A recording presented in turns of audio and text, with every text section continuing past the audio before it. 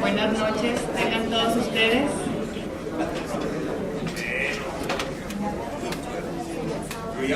Siendo las 7:10, el 7 de octubre, tengo el gusto de abrir la sesión ordinaria número 194 de la Academia Nacional de Arquitectura, capítulo Monterrey. Académicos eméritos, académicos de número, arquitectos, profesores y estudiantes de arquitectura, amigos de la academia y miembros de nuestra comunidad que nos honran con su presencia esta noche, les damos la más cordial bienvenida. Gracias al continuo apoyo de parte de los amigos de la academia es posible hacer estas sesiones, por lo que hoy les queremos dar la bienvenida a dos empresas que tienen gran responsabilidad social. Vidrios y Cristales Ontiveros es una empresa dedicada a proveer soluciones integrales para las grandes obras, mediante la fabricación, comercialización e instalación de cristal, aluminio y sistemas de fachadas para la construcción monumental, comercial y residencial. Outdoor Living, con más de 10 años ofreciendo las mejores marcas a nivel mundial, se consolida como la empresa líder en mobiliario exterior, en donde podrán encontrar todo lo necesario para acondicionar y disfrutar las áreas exteriores, tanto para el ramo residencial como institucional. Muchísimas gracias a estas dos empresas por apoyarnos económicamente para poder realizar estas sesiones. La sesión de hoy es el inicio de una serie cuyo tema central será la ciudad. Esta serie constará de interesantes ponencias de compañeros académicos nacionales que han diseñado atinadas intervenciones de análisis y regeneración urbana. Tendremos en este mismo foro a Augusto Quijano en noviembre, a Sara Toppelson en diciembre. En febrero nos acompañará el arquitecto Javier Muñoz El Bonch. En marzo, Isaac Broid. Y en abril tenemos por confirmar a Javier Sánchez del DF. Esta serie culminará en mayo del 2014 con la premiación del 12º concurso de arquitectura joven. Los invitamos a todos a estar muy pendientes de estas sesiones y asistir regularmente para que no se pierdan el hilo del tema. Para los alumnos y maestros será muy provechoso escuchar a estos ponentes porque podrán enriquecer sus resultados al incorporar sus proyectos de concurso la información adquirida. Hoy nuestros panelistas nos compartirán su idea, su sueño, cada uno de ellos con profundos conocimientos de las fortalezas y debilidades del urbanismo local. Desde su perspectiva como gobierno o iniciativa privada, tienen la oportunidad de analizar y actuar incidiendo en el aspecto y funcionamiento de nuestro entorno. Promete ser una sesión muy rica, preparen sus preguntas y observaciones. Esta mesa de diálogo es para todos. Quiero agradecer particularmente a nuestros invitados esta noche, a los arquitectos panelistas Jaime Ortiz y Juan Ignacio Barragán, al licenciado Juan Núñez y a los ingenieros Federico Garza Santos y Gabriel Todd por aceptar nuestra invitación. Y al arquitecto Fernando López, quien será nuestro moderador en esta primera mesa de diálogo Momento Metropolitano. Muchas gracias a todos y sean bienvenidos. Para conducir la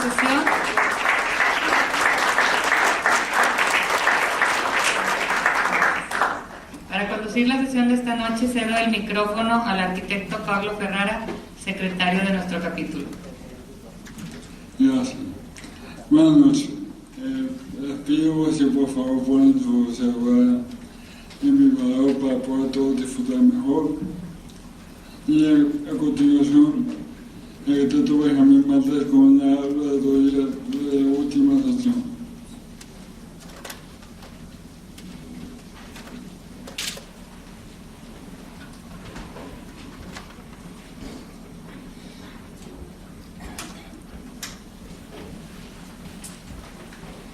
Muy buenas noches.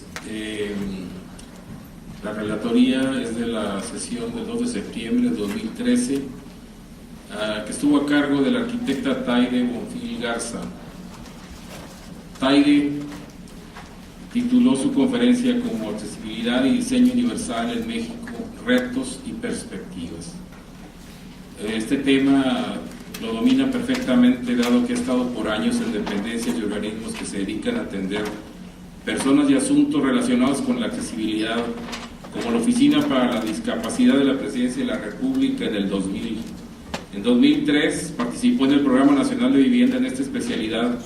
Enseguida entra al tema de lleno, que por supuesto es el de la arquitectura y la discapacidad, donde hace un recuento histórico de la legislación nacional que incluye el concepto que anteriormente no se usaba o se usaba de forma incorrecta, como el de inválidos, que se fue ajustando y mejorando con otros conceptos como minusválidos o personas de capacidades diferentes. Nos informa que en el 60 la ONU manejó un nuevo concepto, el de discapacidad. En 1971 se habla ya de los derechos de las personas con retraso mental. En 1975 de los derechos de las personas con discapacidad. En el 93 y 98 de las normas para tratar a estas personas y los derechos humanos para este grupo que antes no tenía ninguna protección legal. Nos habla también de lo que se ha avanzado en cuanto a la legislación de vivienda, turismo y lugares públicos. Menciona todos los avances que ha habido en cuanto a la modificación de reglamentos para rampas, banquetas, para buses, rejas, etcétera, donde lista dando ejemplos de todos los problemas que ha tenido que sortear las personas que, como ella, tienen alguna discapacidad, dando la oportunidad de evaluar que por muchos años hemos diseñado sin tomar en cuenta este importante factor. Además, nos aclara que la discapacidad está en muchos grupos sociales, como los ancianos, los que usan graduación en sus lentes, los que oyen poco, los que han tenido un problema en un brazo, una pierna o quebrado, haciéndonos ver que estamos rodeados de personas que necesitan de diseños más eficientes y asertivos. Incluso la cifra de que para el 2050 aproximadamente el 50% de la población de México será adulto mayor. Esto nos manda un reto a todos los que diseñamos. Se mencionan ejemplos que no habíamos evaluado, como las rampas, como las escaleras, pero también habla de que a pesar de que en algunos lugares hay rampas, la pendiente es incorrecta, no tiene iluminación, no hay un pasamanos a la altura del que va en la silla de ruedas, sin los cuales no sirve para el fin que fue propuesto y el diseño cumple a media su propósito. Da un gran número de ejemplos en los que de nada sirve un elemento arquitectónico en un edificio si no tiene un correcto planteamiento técnico y funcional. A esto le llama diseño universal incluyente, donde deberá tener un uso equitativo, ser flexible, simple, perceptible a los 5 sentidos. Es increíble lo que ella nos señalaba de todo el uso de los 5 sentidos en una serie de elementos arquitectónicos que pueden ser obstáculo para la gente que carece de uno de estos 5, como ya hablábamos de la gente que trae lentes de alta graduación o que no oye bien. Habla de la tolerancia al error. Se necesita garantizar un esfuerzo físico mínimo, tener proporciones especiales y considerar la aproximación y el uso, como las alturas de los lavabos y todo esto que regularmente no se considera. Por último, se habla de los espacios públicos integrados o de integración, donde estos serán usados por todo el mundo sin necesidad de hacer un esfuerzo doble o mayor grado de dificultad, donde es preferible hacer estos diseños adecuados que entrar en programas de asistencialismo mal dirigido. Un auditorio lleno de jóvenes en su mayoría aprueba y cuestiona detalles a nuestra expositora, que dicho sea de paso nos convence a todos de la necesidad de atender este enorme grupo de personas a los que les debemos mejores diseños. Gracias.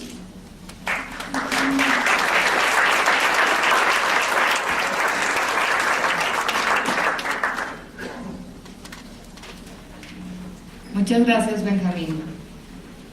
A continuación, me permito presentarles con una breve semblanza a nuestros invitados de hoy.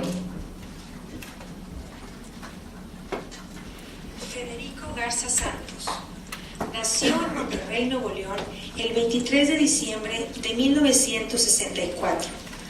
Es ingeniero industrial y de sistemas, egresado del ITESM. Es empresario, actualmente presidente y director de Desarrollos Delta, Construcción y Bienes Raíces. Gabriel Todd Alamis, director del INPLAN C, Instituto Municipal de Planeación Urbana y Convivencia de Monterrey, de febrero a la fecha. Asesor de Planeación Urbana del municipio de Monterrey de noviembre 2012 a enero 2013. Subsecretario de Desarrollo Urbano de la Secretaría de Desarrollo Sustentable del Estado de noviembre 2009 a septiembre 2011. Y director general del INPLAN San Pedro, Instituto Municipal de Planeación Urbana de San Pedro Garza García.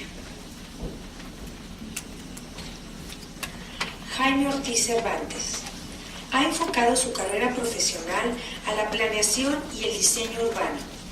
Trabajó durante 8 años en el Departamento de Planeación Urbana de la ciudad de Nueva York y desde el 2010 forma parte del equipo de trabajo del INPLAN del municipio de San Pedro Garza García. Es egresado del Tecnológico de Monterrey y tiene estudios de posgrado en planeación urbana por la Universidad de Columbia en Nueva York. Está acreditado como planeador certificado por el American Institute of Certified Planners, el organismo colegiado de profesionales de planeación urbana en Estados Unidos. Juan Núñez Sánchez, Senior Partner y miembro del Consejo de Administración de Orange Investments, así como director general de la Orange Investments Intel Unit, que opera en todo el país y ofrece consultoría en temas de planeación estratégica, desarrollo inmobiliario, orientación de mercado y gestión de talento, así como los servicios de investigación cuantitativa y cualitativa de mercados y el diseño estratégico de punto de venta. Juan Ignacio Barragán Villarreal, arquitecto y urbanista, graduado en el Tecnológico de Monterrey en 1979, con estudios de posgrado en Francia entre 1982 y 1989.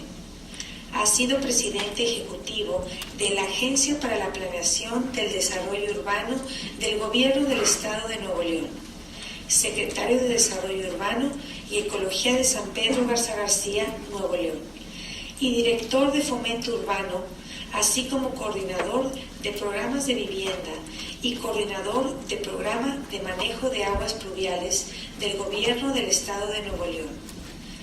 A título privado, ha sido director de Urbis International, SADCB, desde 1990, donde ha realizado más de 530 estudios urbanos e inmobiliarios en 50 ciudades de México, de 1991 a la fecha, especializados en vivienda, parques industriales, centros comerciales y edificios de oficinas. Les pido a los invitados si hacen el favor de pasar.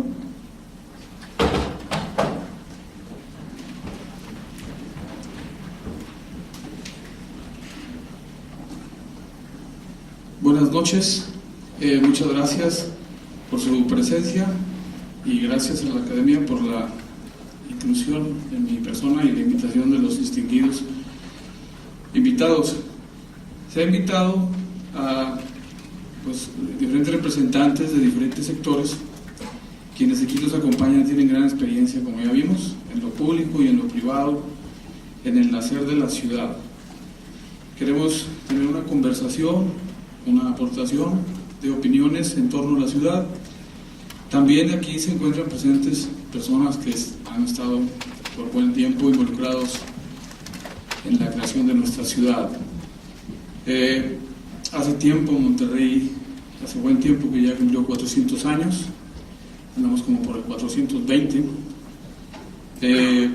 aunque tiene esos años, quizás tiene un poco más de 100 de un desarrollo industrial, de un desarrollo al que le llamamos urbano. La transformación de este suelo se ha convertido en una ciudad.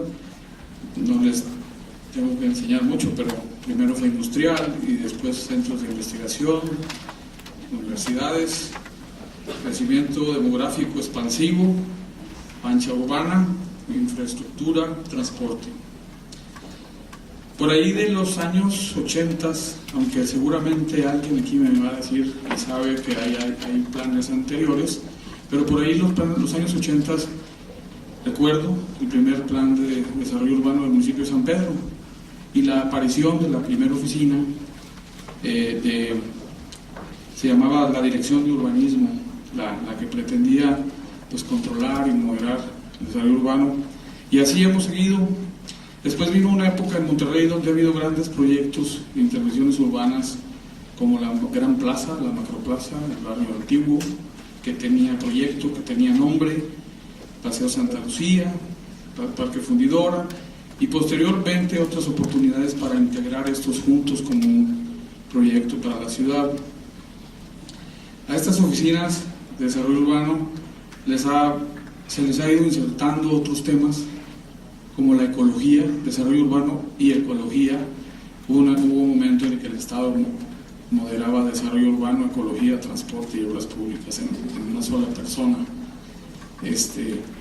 Hubo momentos en México que era la Secretaría de Obras Públicas, que era la que manejaba a nivel del país todo el plan de desarrollo urbano. En fin, hemos tenido también instituciones públicas de proyectos y programas específicos como lo fue ProUrbe para hacer la Macroplaza, Firme, Ponte Regio, Regia Metrópoli y unas cuantas palabras con nombres agradables hasta pegajosos. Y bueno, pues el tema, después vino la creación de una agencia estatal para la planeación. Ya voy a terminar. El tema, la pregunta ahora es ¿cuáles son actualmente estas instituciones que tenemos? Parece que no tenemos en este momento una o varias, o a lo mejor lo desconocemos, y es precisamente también la invitación. ¿Cuál es el proyecto que la ciudad está siguiendo? El proyecto colectivo, el proyecto sostenido, el proyecto permanente. ¿Cómo están participando los arquitectos y la ciudadanía? ¿Cuáles son los proyectos estratégicos? Que no sea pues llamarle proyecto estratégico a un proyecto de vialidad, porque sí la necesitamos, pero la ciudad hoy necesita de otros espacios y de otras calidades de vida acorde a los estándares en donde se pone la ciudad en otros aspectos como la economía, la investigación, etc.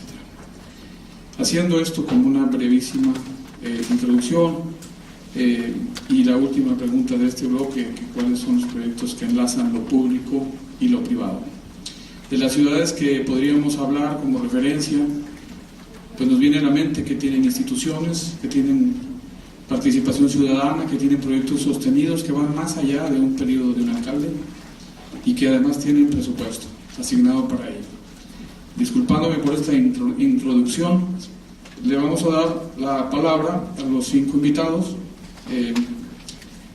La idea es tener un bloque, como ya lo comentamos, de 7 minutos para cada uno, que tiene la libre palabra de opinar, de plantear lo que propone. Algunos traen o no presentación en PowerPoint.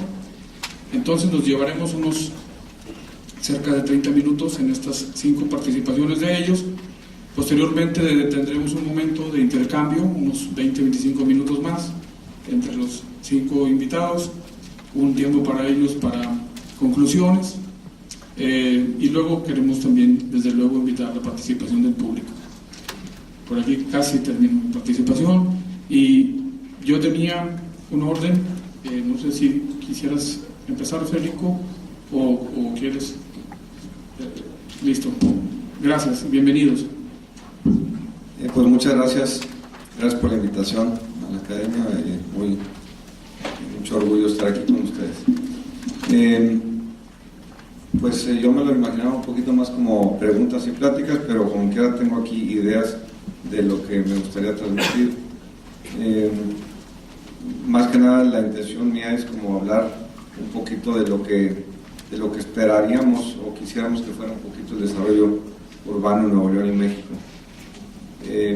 Yo parto de la base que el desarrollo urbano pues es de las primeras manifestaciones de organización que seguramente tuvimos la humanidad. Pienso que en el momento en que nos empezamos a organizar, que empezamos a como raza a tener especialidad, ya sea de los cazadores, los agricultores, etcétera, empezamos a agruparnos, y lo vemos en las civilizaciones más antiguas, en donde tenían ya desde aquel entonces un orden en cómo se ubicaban en los sitios. Y creo entonces que, siendo que es de las organizaciones más primitivas, yo diría, que tenemos los humanos, ¿por qué en la época reciente se le ha dado tan poca importancia al urbanismo? Y bueno, pues creo que para los que lo han estudiado, cosa que yo lo he hecho más empíricamente, pero mi conclusión es obvia, y es la aparición del automóvil y lo que el automóvil trajo, o más bien lo que se pensó que el automóvil traía, y es una libertad que se consideraba pues no vista antes, un sueño de poder vivir en el campo,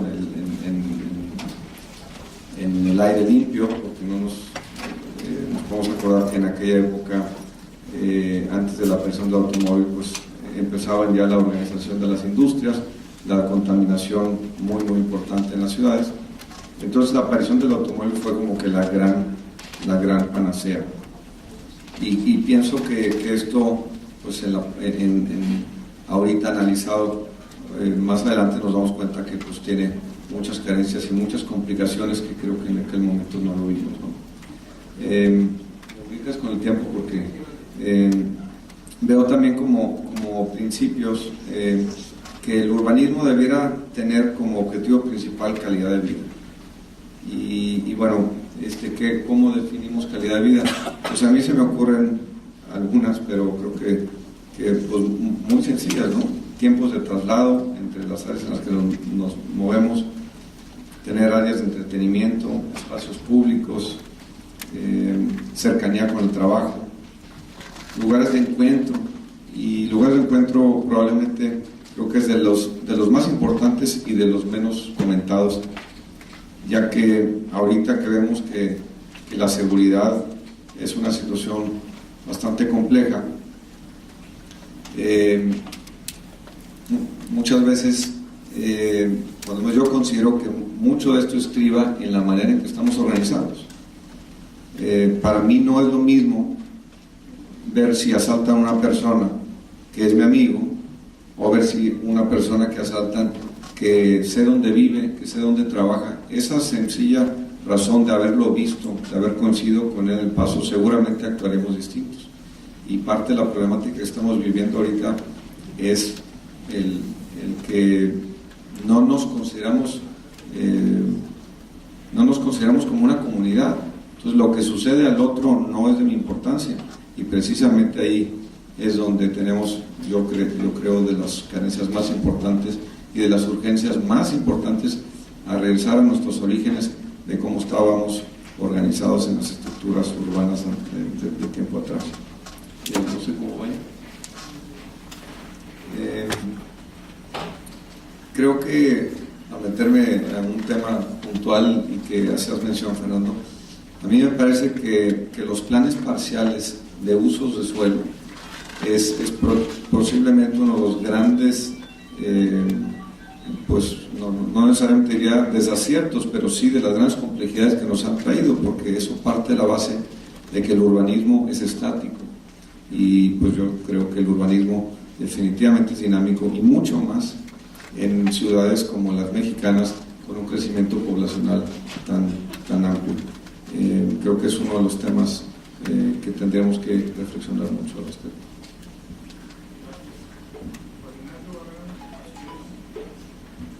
Muy buenas noches a los del Presidium. Muchas gracias por habernos invitado, Fernando.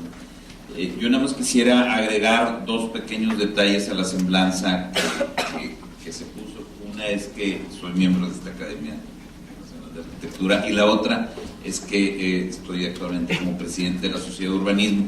Y hago el comentario porque de alguna manera lo que voy a exponer tiene que ver con los principios que hemos venido impulsando en la Sociedad de Urbanismo Regional Monterrey. Entonces le llamamos los principios básicos del urbanismo sustentable. La siguiente. Acá estoy yo.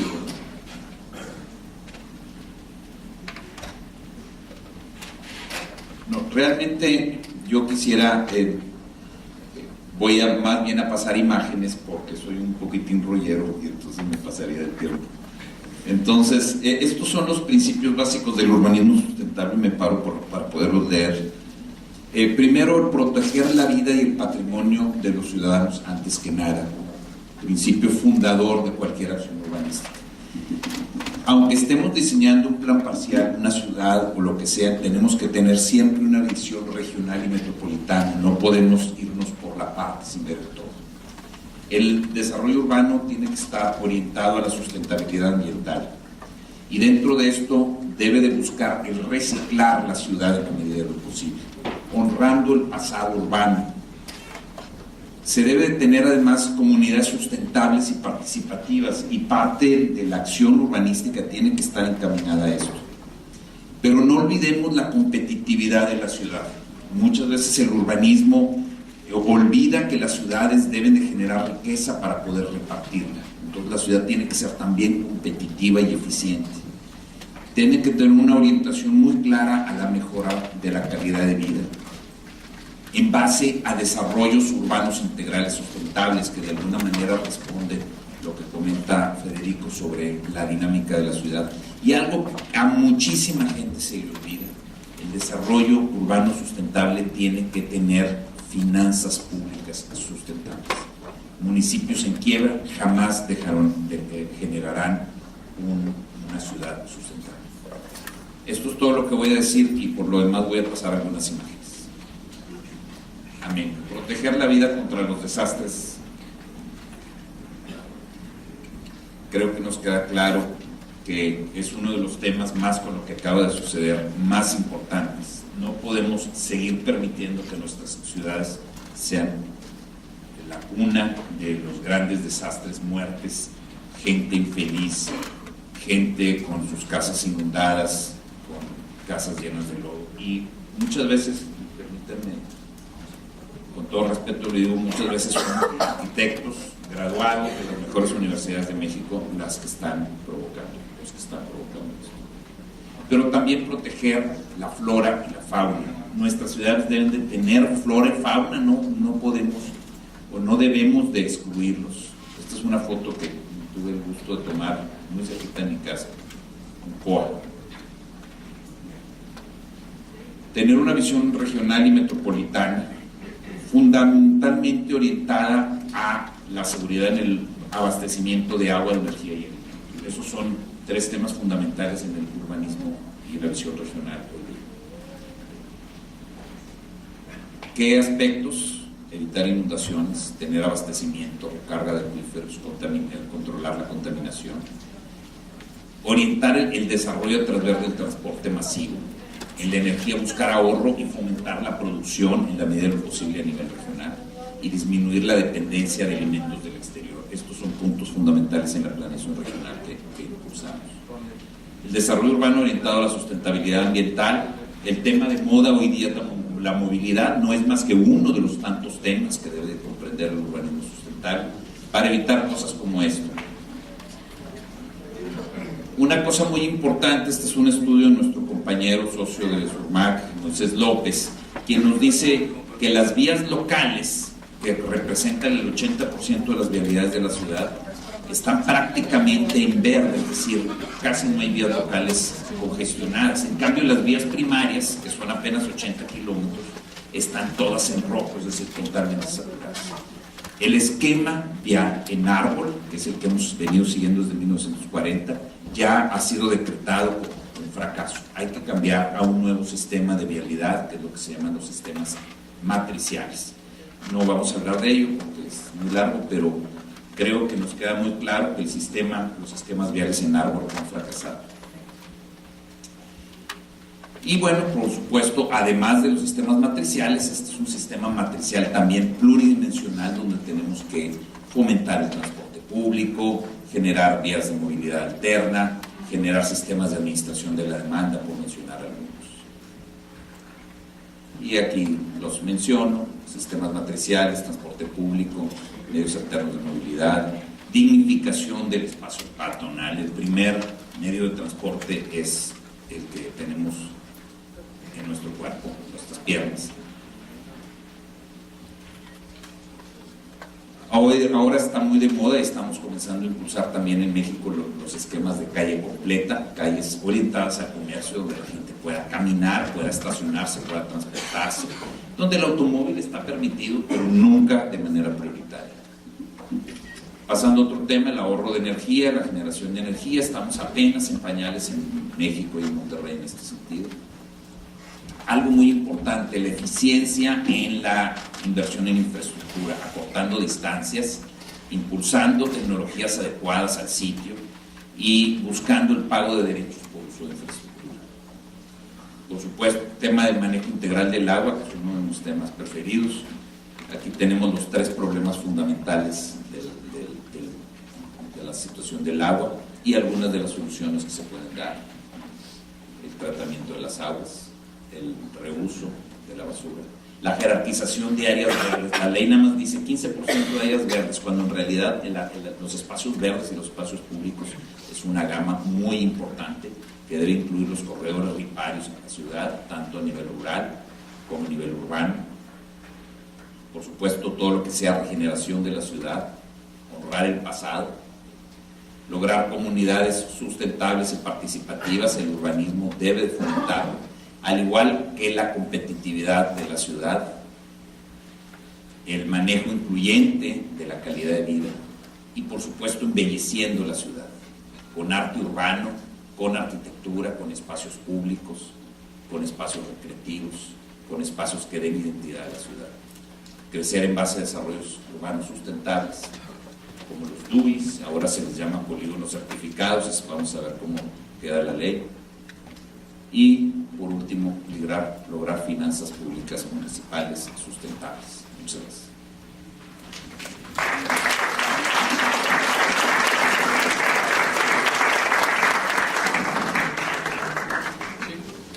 Muy bien, muchas gracias. Toma la palabra Gabriel Todd. Hacemos un pequeño intermedio para decir: hay un concurso que organiza la Academia desde hace muchos años y está en este momento. La idea es obtener información para que este concurso se definan los temas a desarrollar. Es un concurso para estudiantes, el Premio de Arquitectura Joven. La idea es tener el tema en estos meses, derivado de estas conversaciones. En diciembre, por ahí, darles el contenido para que, de ser posible, las escuelas puedan alinearlo en su semestre académico, que empieza en enero-febrero y termina en mayo. Después les darán más información, pero no quería dejar de comentar que el propósito también de esta sesión es enlazarlo con temas, con estudiantes, con enseñanza. Gabriel, tienes la palabra. Gracias. Adelante. Por esta oportunidad. Yo creo que tengo que hacer muy rápido, un minutito, recordarles que este nuevo organismo público fue creado en diciembre del año pasado por el Congreso del Estado y se echó a volar el INPLAN el 14 de febrero como un organismo que pretende, por vez primera para el Ayuntamiento de Monterrey, crear una dinámica donde los proyectos de la planeación urbana puedan trascender los trienios y los sexenios a través de un Consejo Ciudadano que es el que fija la política técnica pública y a través de una junta directiva que le asigna los recursos. Es decir, es una oportunidad para lo que se ha ahorita mencionado por parte de Juan y de Federico, de poderlo llevar a cabo. Y de hecho, eso es lo que hemos estado empezando a hacer. En el primer junta que hubo del Consejo Directivo, invitamos a unos ponentes a que nos ayudaran. Se fue aquí un poquito rápido la ponencia, y nos dieron cifras que nos fueron marcando un poco el rumbo para poder llevar a cabo lo que hoy es el plan de Desarrollo Urbano de Monterrey, que está en consulta o que, digamos, concluyó su consulta hace unos días. Y bueno, son cifras que nos marcan el por qué estamos adoptando una política de incentivos para el centro de Monterrey. Recordar que Monterrey alcanzó 1.1 millón de habitantes y ahí se quedó en los 80, como lo marca esta gráfica, al contrario de otros municipios que continuaron con su dinámica de crecimiento.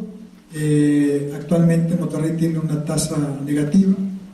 Es importante darnos cuenta que tenemos a la fecha en promedio en el centro una densidad bruta de 47 habitantes por hectárea, que si bien es un promedio duro, porque bueno, hay zonas que son más densas, otras están abandonadas, y en el promedio pues nos da esta bajísima densidad, con un efecto que nos marcaba en el consejero Ricardo Padilla, que él bautiza como el efecto ranchería, en donde nos da a entender pues, que en el centro de Monterrey realmente hay mucho que hacer, donde un porcentaje importante del suelo se nos va en temas de los baldíos y la movilidad, en donde se cuentan con grandes espacios urbanos abandonados, en lo que el propio Ricardo en esa ponencia del Consejo marca como el queso Gruyère, y así más o menos se ve el área metropolitana de Monterrey. Y bueno, ¿y por qué seguimos creciendo y creciendo así de esa forma? Bueno, yo le pedía al consejero que nos explicara en su experiencia reciente que él estaba llevando a cabo en un desarrollo, cuáles eran los problemas que se había topado. Bueno, nos comentaba que el precio del terreno en el centro, que oscila a 5.500 pesos metro cuadrado, y luego más el mercado del comprador, que bueno, busca viviendas unifamiliares, todavía no está muy en el canal de lo vertical, más las normas urbanísticas, más una tierra pulverizada por muchos propietarios, hacían realmente una aventura de viaje al centro de la tierra, ¿no?, para poder llevar a cabo en el centro de Monterrey un proyecto por éxito. Entonces, bueno, nos dimos a la tarea de enfocarnos en lo que nos podíamos enfocar con estos datos. Nos comentaba el consejero que, bueno, para entender el precio del terreno y el mercado, había que ser conscientes y explicarle a la gente que bajo las condiciones actuales en cuestión del precio, pues era difícil que una persona de clase media acceda a una vivienda en el centro si esperamos que sea unifamiliar. Habría que estar dispuestos a ir a alturas pues no muy comunes en la vida del centro de Monterrey. Ahí marca, bueno, en su análisis él nos marca que con los precios actuales es difícil con menos de 10 pisos que alguien que tiene un crédito de interés social pueda acceder a él, o en fin, así para una vivienda más residencial pueden ser esos 4 pisos que ahí marca esta lámina. En fin, y bueno, ¿qué es lo que pasa en la ciudad? En el centro tenemos este tipo de imágenes, unos vacíos urbanos importantes, tenemos un 18% de baldíos en la zona de análisis, de que ahí es el caso particular de la Purísima. Un 20% de la vivienda está abandonada y más o menos concuerda con las cifras que estamos ahorita analizando para el centro. Hay zonas que llegan hasta el 35%, como el barrio de la Luz, 40 y tantos por ciento en el barrio antiguo. En fin, tenemos un abandono realmente importante en el centro. Y bueno, ¿cuáles son las opciones? Bueno, pues construir más unifamiliar, a ver si eso nos da. Y bueno, pues aquí marca cómo se distribuyen los costos en estos esquemas normales, o irnos a un modelo vertical donde cambia el tema de los costos. Con los cajones se lleva un porcentaje importante del proyecto, la vivienda, en fin. Entonces, bueno, nos va marcando un poco de qué forma podemos ir avanzando hacia proyectos puntuales que nos devuelvan en este modelo específico a la gente al centro. Y bueno, también el tema de cuidar los espacios públicos en estos nuevos desarrollos para subir el área verde por habitante. Aquí marcaba el consejero una forma de que lo podemos hacer era a través de los remitimientos de las banquetas, ahí cumplir con el espacio y contar con banquetas anchas y crear toda una red de parque banqueta. Sobre el tema que comentaba ahorita Juan Barragán, muy importante, bueno, este es un ejemplo interesante donde lo que pagaba el lote donde se construyó estos edificios Horizontes en el Obispado, antes de que se construyeran, decían que bueno, el predial pagaba 4.600 pesos de predial, este lote de 4.000 metros cuadrados. Cuando se construyó este edificio en el Obispado, ya se paga un monto muy superior de 173,000 pesos en el predial. Con esto no es que quiera justificar de ninguna manera el que se hagan desarrollos verticales, pero sí hacer mención de que el abandono pues no es rentable para nadie, y si hay un área de oportunidad para la propia autoridad en la recaudación. Es otros ejemplos de cómo podemos ir recabando impuestos si se permiten los desarrollos, haciendo un ejercicio muy esquemático para un barrio en lo particular. Si pudiera haber un proyecto por manzana, bueno, pues habría una recaudación de 35 millones de pesos. En fin, son ejercicios que nos marcaban la importancia de tratar de llevar nuevo desarrollo al centro. Y bueno, otro consejero nos marca una visión económica para Monterrey en los próximos años, y nos dice bueno, que la demografía no es algo que podamos negociar. Los niños ya nacieron, la familia mexicana de hoy vive de 3 a 7 casas en su ciclo familiar y se muda de ciudad una vez. Para el 2025 en Monterrey hay que construir, según este investigador de gran prestigio, 460,000 viviendas y crear 1.250.000 empleos nuevos. Todos los empleos formales usan o tienen como base un inmueble. Y bueno, para cada nuevo empleo hay que buscar una inversión específica del orden de las cifras que aquí se indican. Y bueno, la planeación puede inducir la imagen urbana y encauzar el crecimiento, pero no puede limitarlo, porque estas son economías que se van a instalar en el territorio y es importante ver dónde lo vamos a poner. Nos comentan que bueno, que va a haber un incremento del PIB, entonces esto nos va a ir llevando a una dinámica del ingreso que va a fomentar una movilidad en las residencias, donde vamos a construir viviendas más caras, y por lo tanto con estas digamos cifras muy generales, bueno, pues aquí el tema es dónde lo vamos a poner, si en los suburbios, si lo vamos a poner en el centro, si vamos a hacer una mezcla de los dos, que es lo que aparentemente en esta lámina es lo que llegamos a la conclusión, y cómo se fomenta una movilidad de la vivienda para crear ciclos de riqueza más adecuados y bueno, avanzar hacia una densidad inteligente con usos mixtos, tratar de abatir los 3 miedos del municipio, que es que no entiendo lo que es densidad, no quiero darte el uso del suelo y no me dan la infraestructura. En la dinámica de que es importante que se cree conciencia de que entre más compacto mejor para las arcas municipales y para la vida urbana, que este modelo clásico en México, donde el centro se abandona y se van a otras zonas densificando, bueno, pues que es contrario a lo que ocurre en otras partes del mundo, cuando tienen densidades de este nivel, 250 viviendas por hectárea, y bueno, con una imagen objetivo que ya quisiéramos ver para el centro de algunos niveles de altura, pero con amplio espacio público.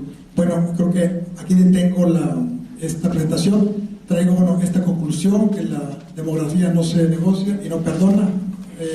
Monterrey tiene la posibilidad de usar este gran desarrollo inmobiliario para crear riqueza, construir una ciudad más viable, crear una imagen urbana más bonita. En fin, con este tipo de estudios rápidos nos dimos a la tarea en el plan de crear este esquema en donde la convivencia nos llevando para completar o para cruzar lo que es el desarrollo económico, la equidad social, el cuidado ambiental, en lo mismo a través del fomento de usos mixtos del suelo, con escala humana, el tema del turismo, en fin, todo esto nos llevó a impulsar el nuevo plan de desarrollo urbano en consulta, buscando atacar las causas del abandono en el centro y crear por polígonos un nuevo desarrollo puntual.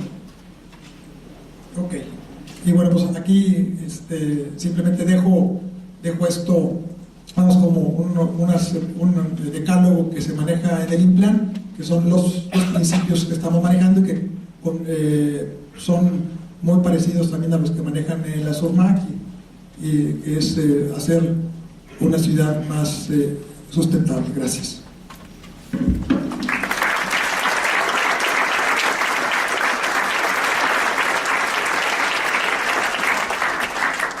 Vamos a dar la palabra a Juan Núñez, de una empresa de desarrollos, y bueno, me llamó la atención una serie de estudios que hacen previos a sus proyectos. Un pequeño comercial es también que el arquitecto en su formación no estudia la ciudad como un tema principal. Creo que deberíamos de insertar más el estudio de la ciudad. Hasta hace unos años o hasta ahora, el que quiere estudiar urbanismo, que quiere estudiar una maestría en diseño urbano, eso todavía se sigue considerando algo raro. Federico mencionó al principio, es un tema de poca importancia, y creo que también los arquitectos estamos dando poca importancia. En Sao Paulo, Brasil, existe una escuela de arquitectura que creo que se separó de las otras, que se llama la Escuela de la Ciudad. La Escuela de la Ciudad se escribe, y bueno, pues a lo mejor nos llega el turno también a nosotros. Juan Núñez, adelante, gracias.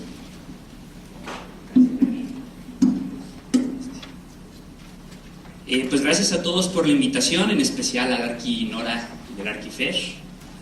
Yo quisiera, para comenzar rápidamente, sin aburrirlos mucho, platicarles qué es Orange.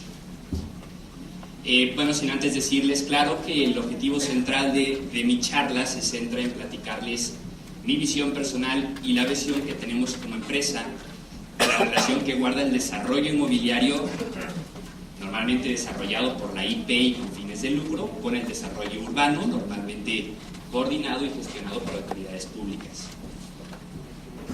Y como les decía, Orange Investments, en breve, es una desarrolladora inmobiliaria, tiene ya 8, casi 9 años de existir, y es la desarrolladora inmobiliaria detrás de proyectos como High Park, que vemos en pantalla. Es un proyecto de usos mixtos, 30 y pico de departamentos de superlujo en los niveles superiores y algo de comercio y oficinas en los inferiores. Micrópolis es otro proyecto de la empresa. Este proyecto está sobre Garzazada, es también un uso mixto. Esto está aquí en Monterrey, y es un proyecto de 70,000 metros cuadrados de construcción, $70 millones en inversión. El proyecto nació en un proyecto también de uso mixto, diseñado por un arquitecto de la Ciudad de México, también uso mixto, comercio al frente, vivienda horizontal y al fondo vivienda vertical.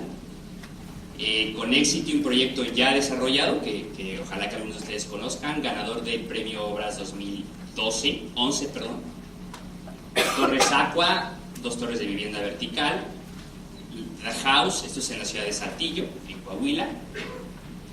Loft Studio, aquí en Monterrey, específicamente, más bien es aquí en San Pedro, sobre el Morones Prieto, y es el primer proyecto de alta densidad en unidades pequeñas. Las unidades aquí en promedio son de 40 metros cuadrados. Este es un proyecto que estamos desarrollando ya con un avance significativo en Veracruz, se llama La Piedra. Es un proyecto que tiene una marina y algunos canales navegables, un centro comercial que creemos que va a ser el más diferenciado de la ciudad. Este es un proyecto de nombre No Park, que está aquí en Santa Catarina. Es un proyecto de oficinas completamente orientado a oficinas de tipo back office. Este es un proyecto muy bonito en Guanajuato, está diferenciado por un club hípico y es de vivienda horizontal. Un plan maestro que va a significar poco más de $200 millones en inversión. Esto es en Querétaro y es de nombre Valle Piamonte. Actualmente se desarrolla la que es la tercera edificación del plan maestro. Y finalmente un pequeño centro comercial en Sonora, de nombre Galería Norte, ya también desarrollado. Esto que les muestro es la actividad que hace Orange como desarrolladora inmobiliaria. Sin embargo, la empresa ya es casi tan consultora como desarrolladora. Tenemos una unidad de negocio a la que llamamos Orange Intel Unit y a la que nos gusta presumir como el más relevante think tank en desarrollo inmobiliario y desarrollo urbano de México.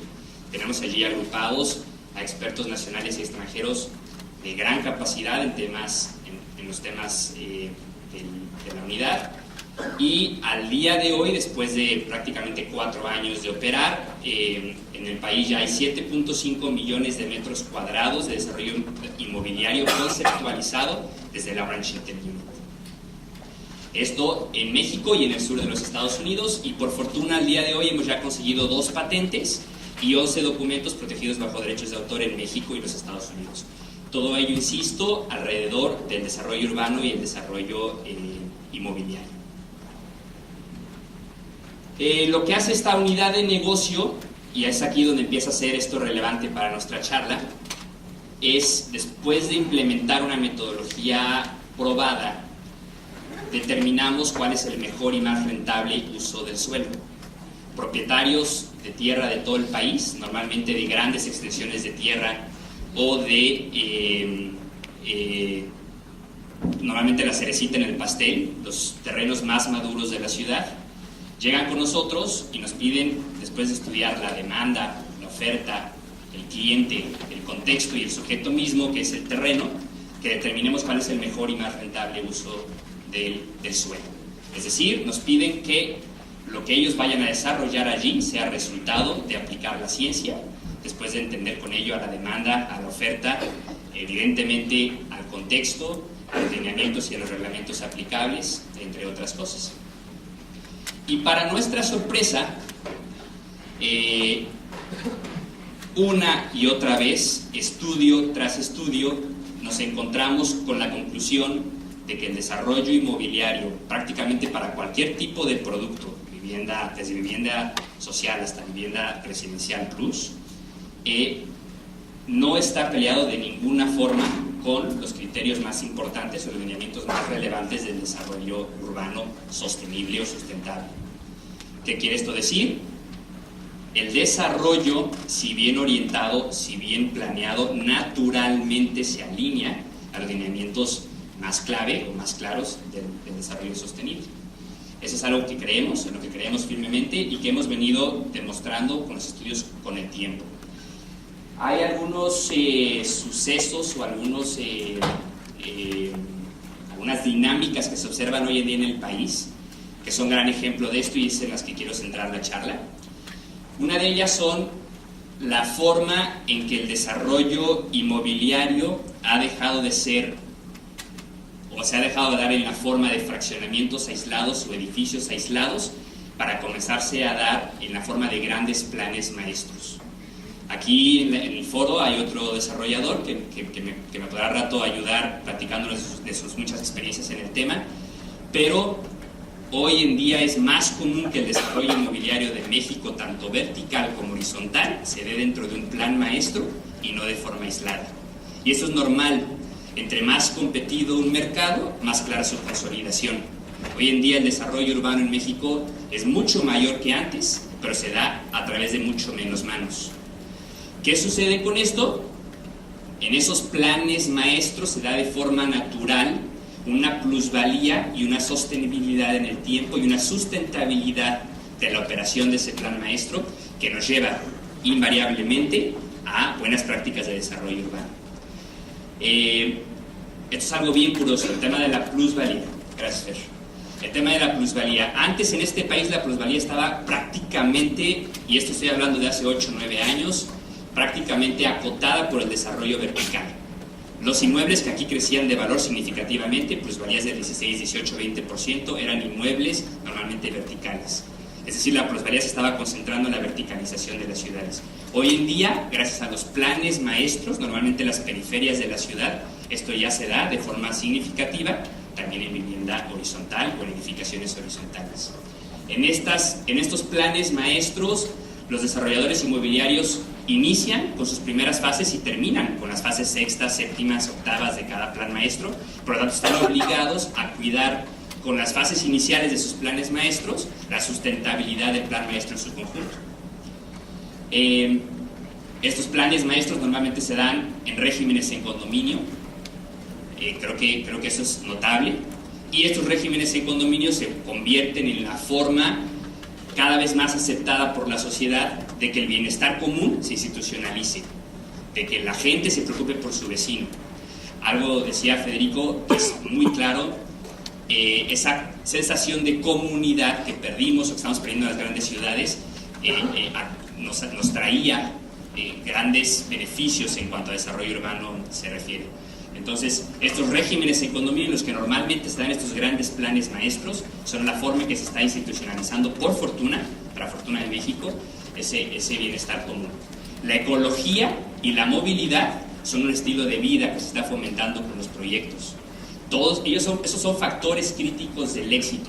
Llegamos cada vez a más y más mercados en México, los estudiamos y concluimos, o eres ecológico, o fomentas la movilidad, o simplemente no vendes. Finalmente, el ahorro y el reciclaje son factibilidad operativa. Los buscamos porque eso hace factible operacionalmente a un proyecto. Rapidísimo, este plan maestro...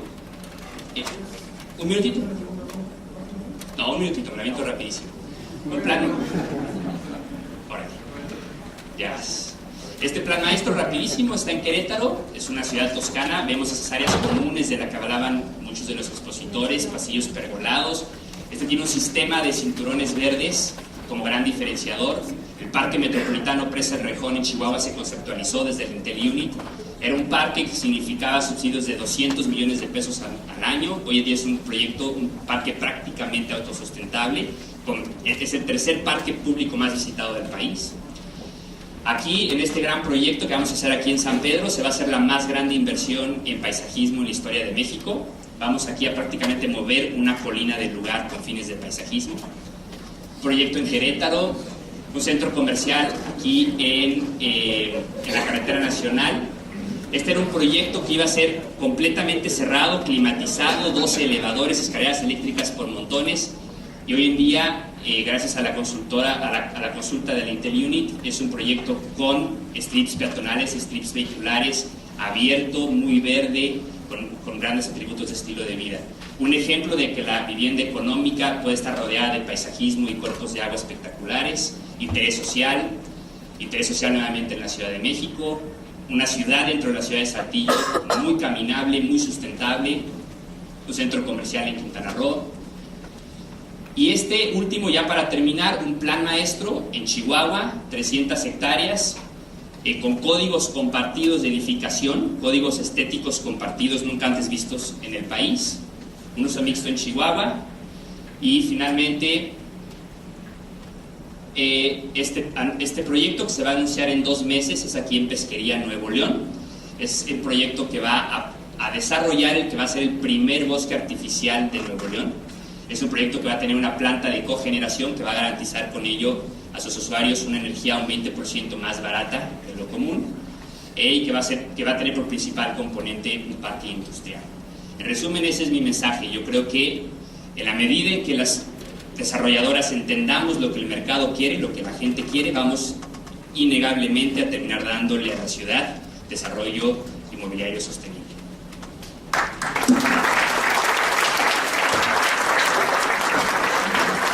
Muchas gracias, Juan. Bueno, nos queda la primera ronda de Jaime Ortiz. Tiene la palabra. Nos gustaría al final tener la participación del público.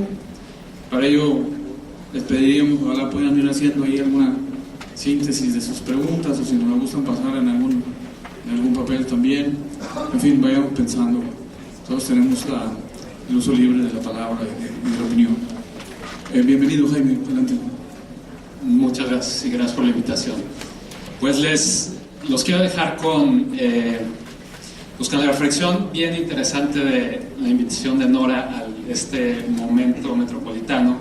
A ver cómo le hacemos para en 7 minutos capturar la implicación del tema.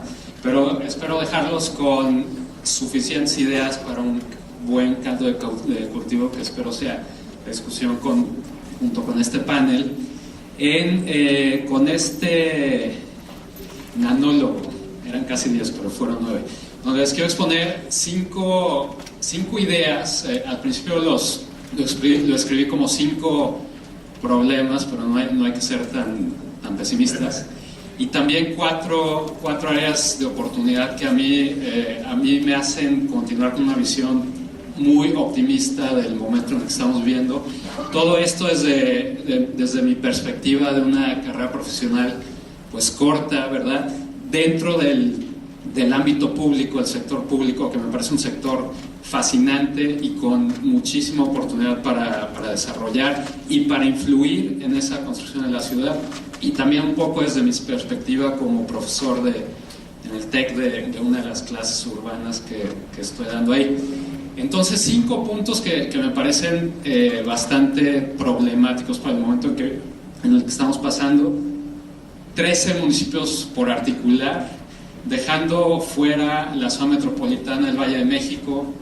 Por ejemplo, en Guadalajara son 8, la zona metropolitana de León son 2, Tijuana son 3. Aquí hay un gran reto, ¿no? Una fragmentación política muy importante que ahorita no nos está dejando trabajar coherentemente, y tampoco a las otras zonas metropolitanas, ¿verdad? El resto del país, como zona metropolitana para atender, ¿verdad? Adelante.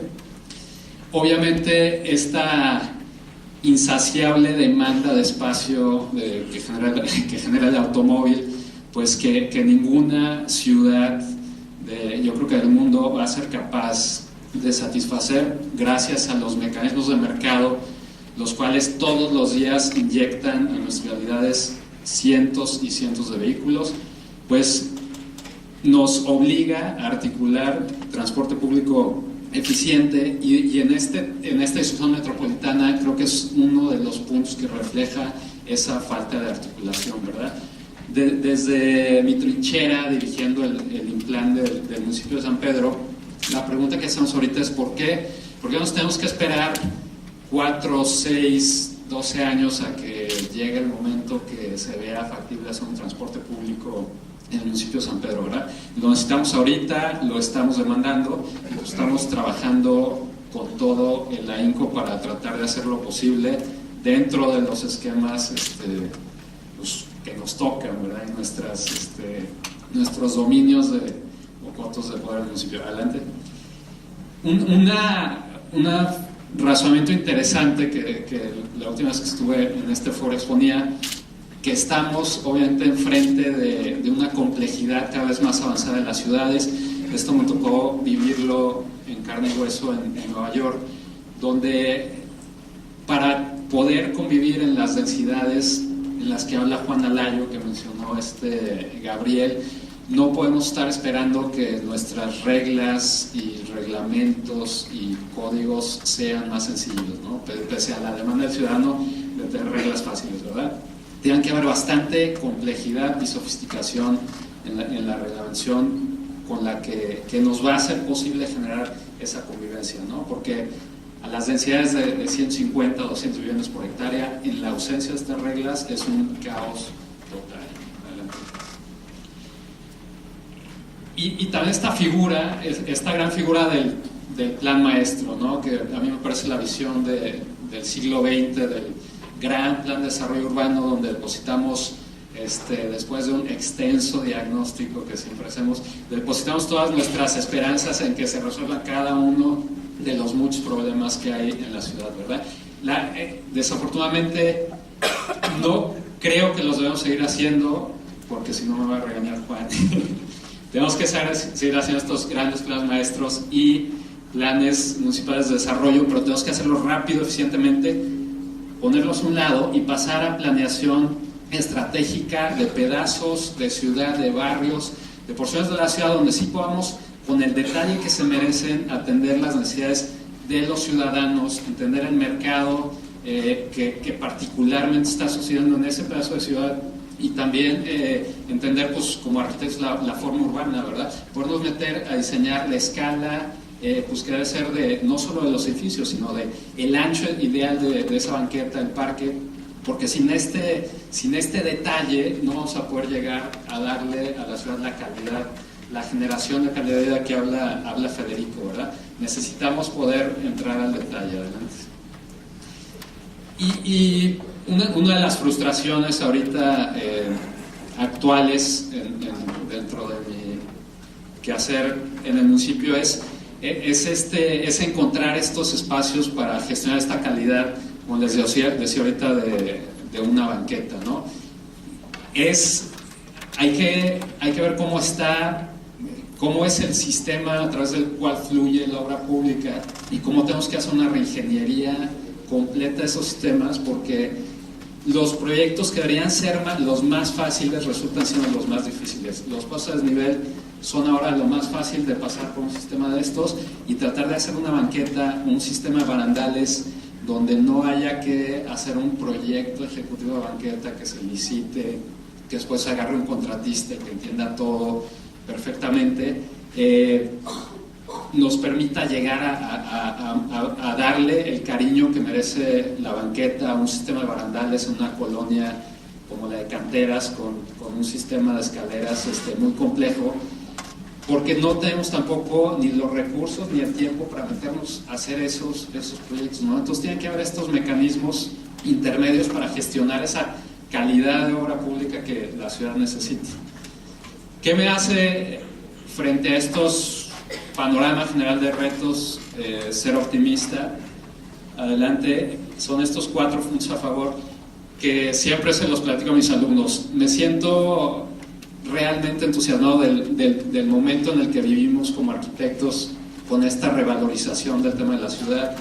A mí cuando estudié, que no fue hace mucho, yo me sentí involucrado alrededor del tema del arquitecto estrella de revista, haciendo un edificio sexy, que después rápidamente fue reemplazado por el arquitecto verde sustentable, y creo que en este momento, sin perder la sustentabilidad, estamos viviendo, y lo veo en el aula y en la academia, ese momento de valoración del tema de la ciudad, ¿no?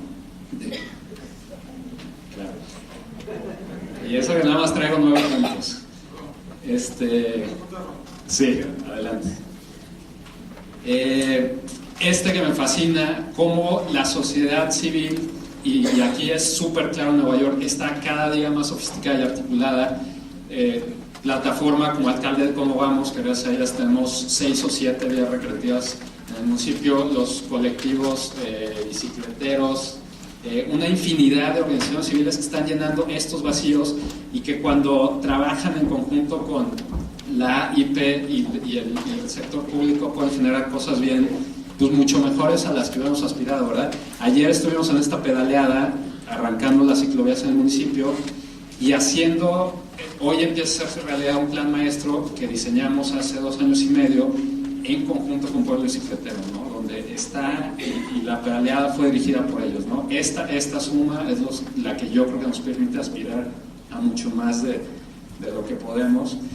Esta otra parte bien interesante que creo que dentro de este momento de la ciudad, la democratización del urbanismo, donde los ciudadanos, antes de organizarse formalmente como una asociación civil, una plataforma como Alcalde Cómo Vamos, por sí solos están diciendo: no voy a esperar a que las autoridades me resuelvan el problema de mi banqueta, ni a hacer una organización civil, y yo voy a intervenir en este espacio público, ¿no? Hay unos ejemplos muy interesantes aquí en Monterrey de los chavos del TEC que rellenaron el espacio del árbol para que la gente pudiera caminar, una intervención en un puente peatonal, intervenciones puntuales que reflejan este sentir de los jóvenes de que tenemos que cambiar la ciudad con o sin estos otros mecanismos. Y la última, que yo creo que sí, poco a poco estamos avanzando hacia esta profesionalización a través del interés que hay en los jóvenes en este tema de la ciudad, donde la colaboración es innata completamente en las generaciones más jóvenes. El lograr la ciudad que queremos requiere esta multidisciplinaridad, y creo que con esta nueva generación se va a dar de forma muy, muy sencilla. Estos son mis alumnos saliendo un un recorrido de estudio que tuvimos ahí en el lecho del río Santa Catarina. 9 puntos, con esto los dejo para que pasemos a la discusión.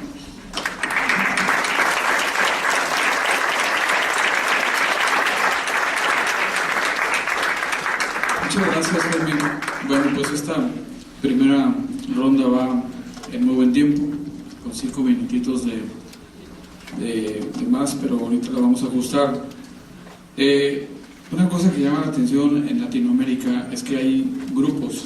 Una cosa interesante es que las nuevas generaciones de arquitectos y de estudiantes de arquitectura, hay grupos que en Latinoamérica se llaman los colectivos. Muchos de ellos tienen blogs, tienen sitios en Twitter, etc. Hay uno que se llama la Arquitectura Expandida, es un grupo liderado por una española en Bogotá, Colombia, pero hacen intervenciones interesantes con la gente de los barrios. Ahorita no estaba chateando ni checando el mail, sino yo tengo una lista en Twitter que está disponible, se las comparto si quieren, que se llama Arquitectura y Ciudad, donde yo voy poniendo algunas cuentas o sitios que publican algo, ¿verdad? Ahorita, mientras Jaime hablaba, no le faltó al respeto, simplemente quise ver, y ahorita el segundo tuit que sale dice: el Estado no tiene la obligación de darle parqueadero a nadie, no es un derecho constitucional. Lo publica la Ciudad Verde, que es uno de estos colectivos. Hay uno que tiene el nuevo urbanismo, el Council del Nuevo Urbanismo. Atlanta está pegando ahorita para detener el crecimiento expansivo y busca tener una ciudad más caminable. En fin,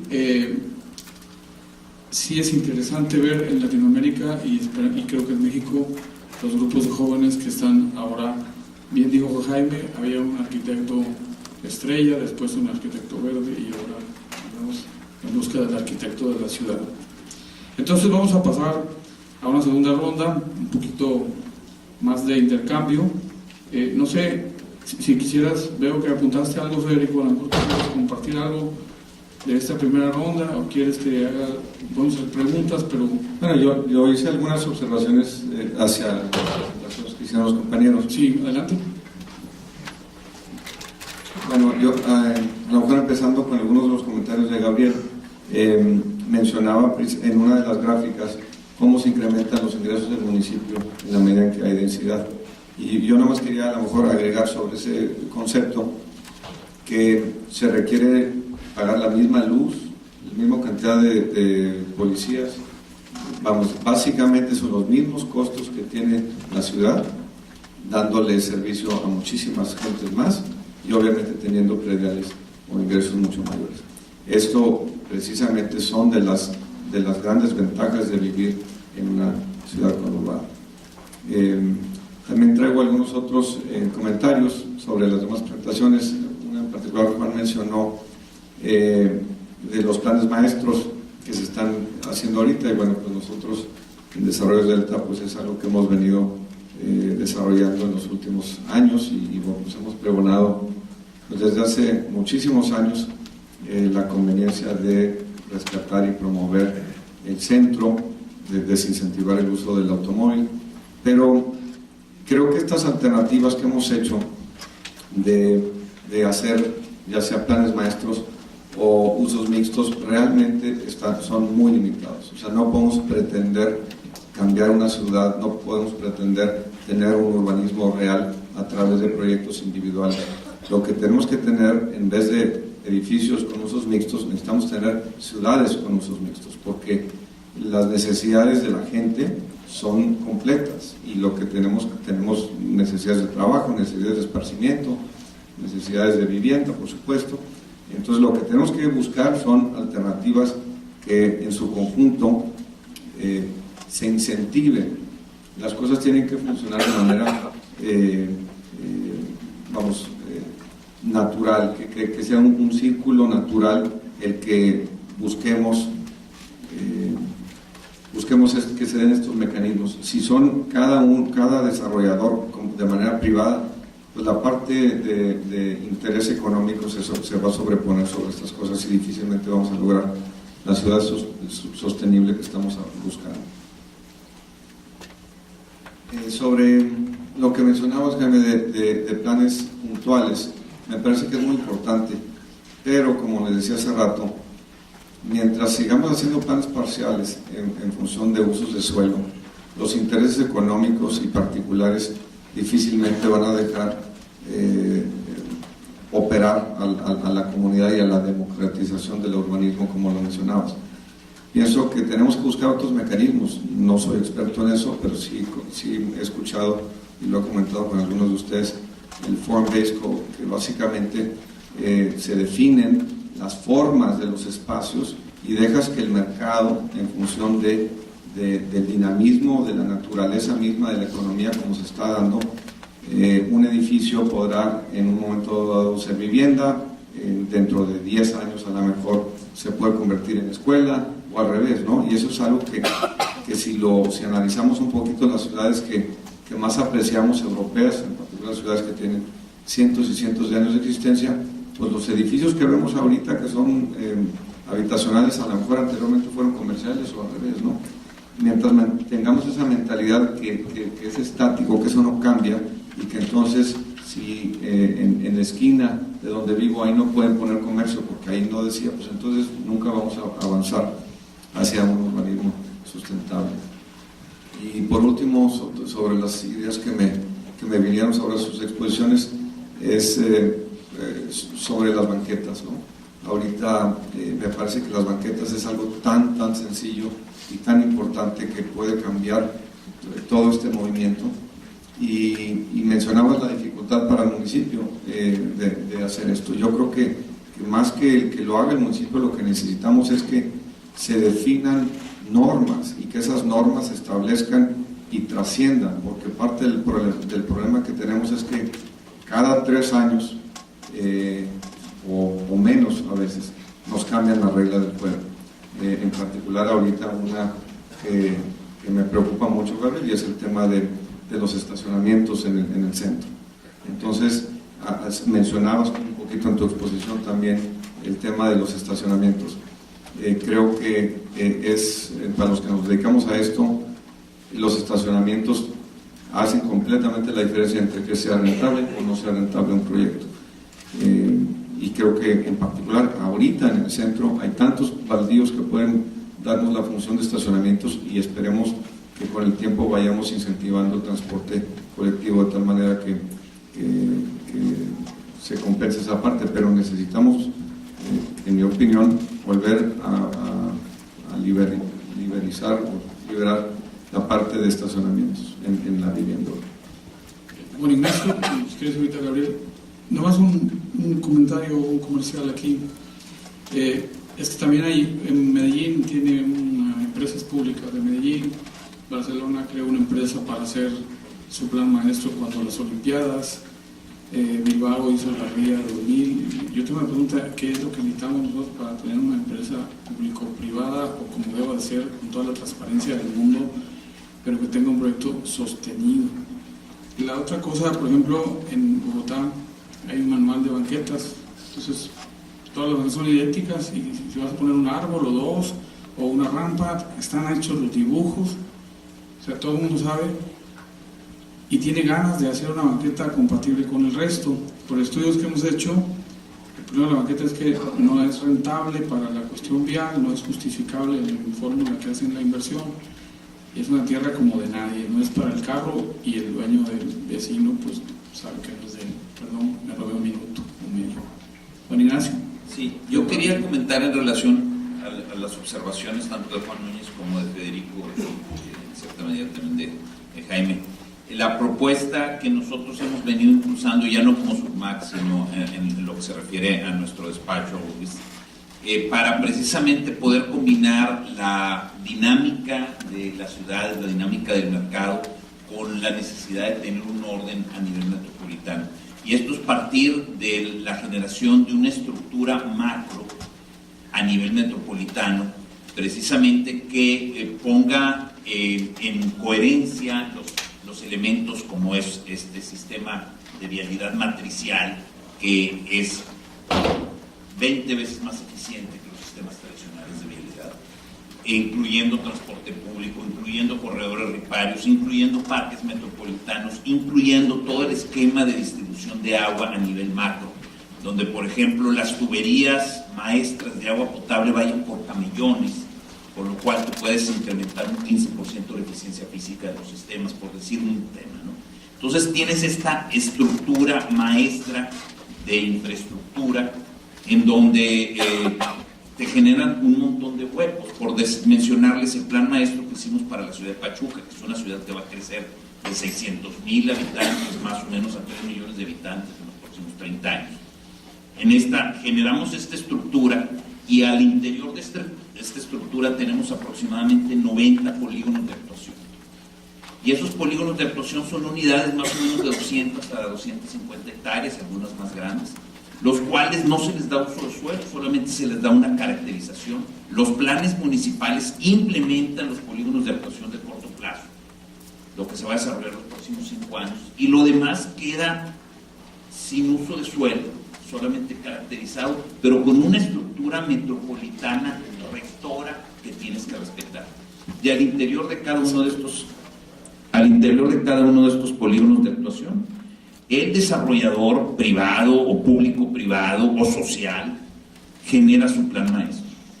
¿En base a qué? A las necesidades de ese momento, respetando evidentemente todos los requisitos metropolitanos de manejo de las aguas pluviales, de respeto de la naturaleza, etc. Es un esquema que está dando muy buen resultado. Por cierto, uno de mis clientes es aquí papá de Juan, es el alcalde de Tizayuca, el presidente municipal de Tizayuca. Pero en fin, tenemos estas propuestas que se están implementando, que la ley nos permite. Lo que pasa es que todavía estamos trabajando con las leyes de hace muchos años, pero hoy día la ley nos permite trabajar en planes metropolitanos y polígonos de actuación, que es, creo yo, el camino que nos permite coordinar la planeación, el ordenamiento, con la flexibilidad del mercado. Eso es todo.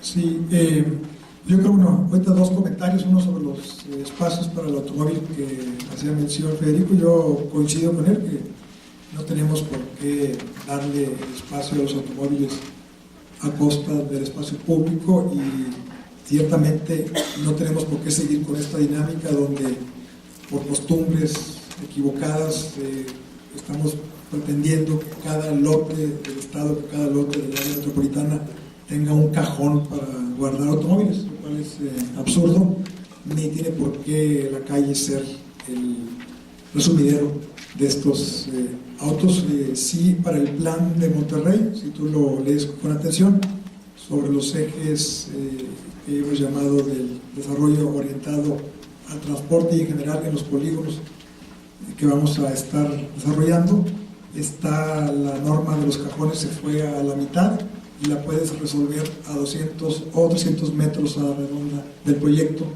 precisamente para que se usen los baldíos y para que las personas también tengan que mancharse un poquito y que les dé un poquito de aire y que bajen un poquito de peso también, porque la ciudad debería ser nuestro gimnasio y no es nada de eso, es simplemente, es como que es una ciudad para transitarla y no para vivirla. Con esto esperemos forzar para que cumplan con la norma, pero un poquito más lejos del edificio y tengan que caminar y sentir un poco el viento y la lluvia en la cara. Eso por una parte. Por otra parte, de lo que comentaba Juan, coincido. De hecho, estamos ahorita en la fase de, pues, digamos, final del plan. Estamos también pues, colocando algunos polígonos ahí en el centro para irnos sobre este tema también. Y también pues comentar que lo que estamos buscando en el plan no es tanto imponer algún sistema ni una idea, sino simplemente dar información a los actores que nos están ayudando, generar actores locales en los polígonos de desarrollo y que sea la conciencia o la nueva conciencia del grupo, del colectivo, de los consejeros, los que vayan marcando hacia dónde quieren que se lleve la ciudad. A mí me encantaría tener la oportunidad de ser un déspota ilustrado, créeme que nos iría muy bien, eso se los garantizo, Pero bueno, no tengo esa oportunidad, hay que sentarnos a platicar todos, a consensar y a llegar con la información a la mano hacia donde podamos avanzar, pero sí vamos avanzando en este sentido. Nada más para puntualizar un poco sobre las banquetas, en lo que decías, Federico, es, por un lado, sí hay un mínimo de reglamento municipal que no debemos cambiar cada 3 años, estoy totalmente de acuerdo, pero es un tema que, por ejemplo, hablando de este momento de la ciudad que también está viviéndose en el Colegio de Arquitectos, donde organizaron un panel sobre las banquetas, ahora los arquitectos también hablando de este tema más urbano, y había un consenso también enfocado hacia lo mismo, ¿no? Porque no se les pide y se les exige y se inyecta en el reglamento, ¿no? Y yo lo que les planteaba ahí es también que hay una gran responsabilidad, como alguien ahorita ya lo dijo